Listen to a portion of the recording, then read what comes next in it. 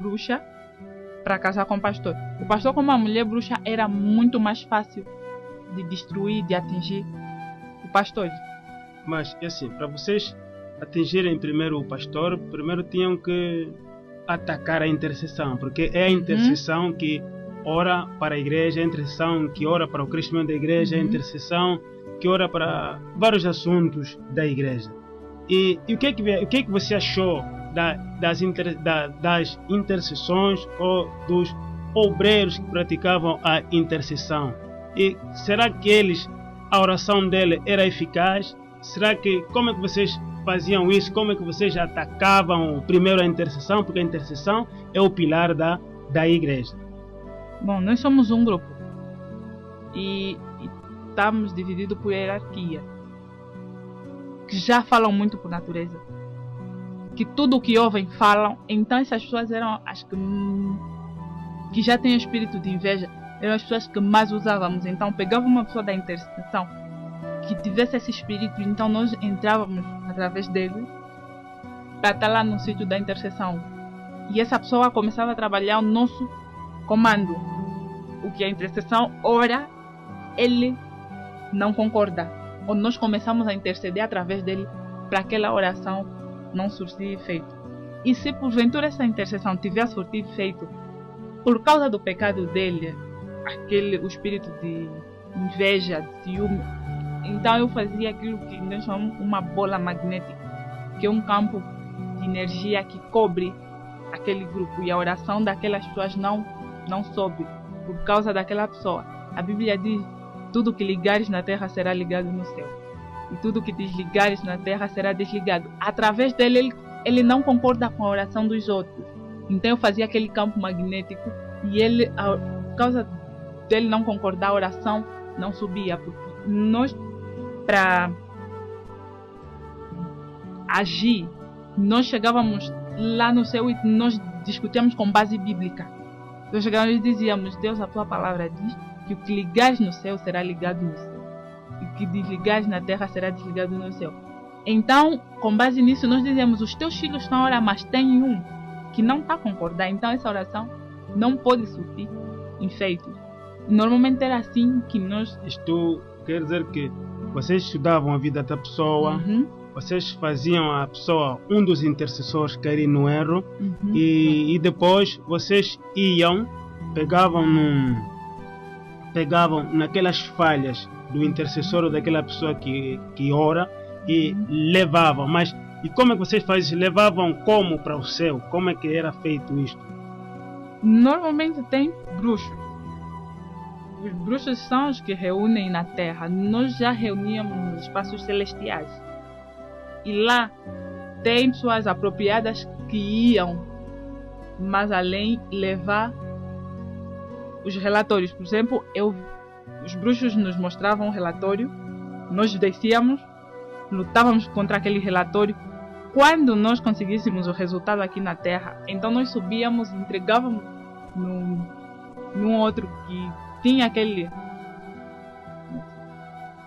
aquela competência. Então ele chegava lá e mostrava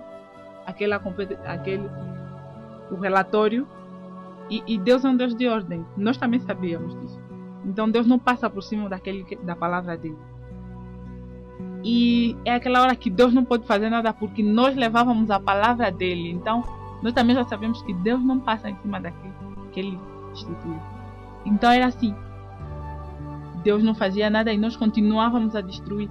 Mas muitas vezes Deus até falava com outros intercessores. Mas por causa daquele, é que aquele vai trazer a mensagem de Deus, e aquele vai boicotar sempre o trabalho dos outros. E a intercessão vai ter contenda. Então, quando a intercessão tem contendas, eles vão perder o alvo. E aí nós conseguimos atacar a mulher do pastor, o esposo do pastor. Okay. Com base na tua experiência no mundo espiritual, o que você acha, o que a igreja deve fazer para sofrer poucos ataques, ou, se for necessário, não sofrer mesmo os ataques? O que a igreja deve fazer com base na vossa realidade que vocês viviam lá? Primeiro, devíamos saber a quem foi consagrada aquela igreja, aquele espaço que nós chamamos de igreja. Depois, ter um pastor sério com uma mulher de oração. Depois, ter um grupo de intercessão forte. O pastor não pode ser estrela. O pastor não pode se sentir o chefe ou o dono da igreja.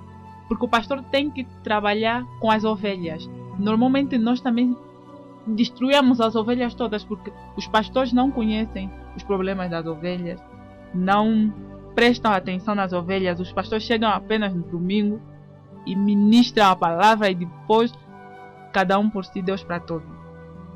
Nós não precisávamos principalmente amarrar o pastor. O nosso alvo era as ovelhas mesmo. Então nós pegávamos quando o pastor não é forte, nós só não amarrávamos as ovelhas se o pastor fosse forte. Então nós só precisávamos lutar com o pastor se ele nos impedisse de amarrar as almas das ovelhas. Quando ele não impedisse, no caso dos pastores que também trabalhavam conosco, a igreja que nós não precisávamos de ir porque diácono, diaconisa, pastores, os membros da junta da igreja são pessoas que têm impacto. 70% dos membros da igreja têm pacto com o demônio. Então, é assim que nós encontrávamos facilidade de chegar e de destruir a igreja. Ok. Também nos falou, vocês iam para nas regiões celestiais, né? Para reunir ou tratar dos assuntos do inferno. E tocou também no ponto que iam para o fundo das águas, para o fundo do mar. Ok, segundo nós aprendemos nos livros de anedotas, no livro de história, que são lendas, são apenas anedotas de que no fundo do mar existe isso, existe pessoas, existe vida. O que nós aprendemos nas escolas é que no fundo do mar ou no fundo das águas existe vida. Mas quando nós aprendemos, existem peixes, existem outros animais. E acaba nos explicar de que no fundo do mar também existem pessoas. Como é que vocês iam para o fundo do mar? O que é lá no fundo do mar? O que é que iam tratar lá no fundo do mar? Nós chegamos num tempo que o grupo de satanistas já está a apelar para a vinda do anticristo. E tudo o que nós fazemos já está a ser mostrado. O problema é que o mundo não está a entender. A Bíblia diz que eles não entendem. O príncipe desse século cegou-lhes o entendimento. As lendas mostram ou retratam aquilo que é a vida no mar. Mas como o príncipe já cegou o entendimento do povo de Deus, então eles não entendem. Eles nem é lenda, não existe. Existe sim vida no fundo do mar. Há cidades, há prédios, há chefes, presidentes, filhos de presidentes, ministros, há tudo isso.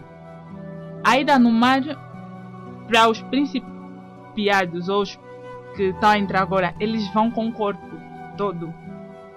Mas para os que já estão num grau mais elevado, por exemplo, eu estava aqui e podia ir para o mar do Namíbia. Eu estou a falar contigo, mas o meu espírito, a minha alma está lá no mar do Namíbia. Era só você fechar os olhos ou sentar e mentalizar. E você saía, ia para lá. E lá há vida, há tudo isso que há aqui na nossa terra. Aqui na terra, lá nas profundezas do mar existem cadeias. É lá onde nós prendemos as almas que amarramos aqui nas igrejas. Há muitas pessoas que andam, mas as almas já estão lá presas. São aquelas pessoas que morrem de repente. São pessoas que já não têm mais a alma. Mas estas pessoas que estão lá no fundo do mar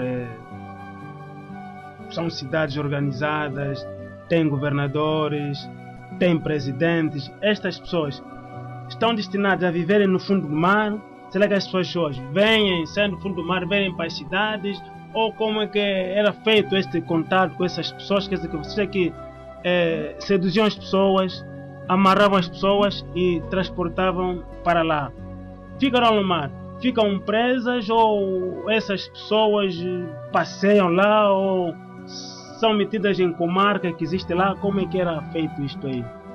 As pessoas que eram levadas para lá, por exemplo, eu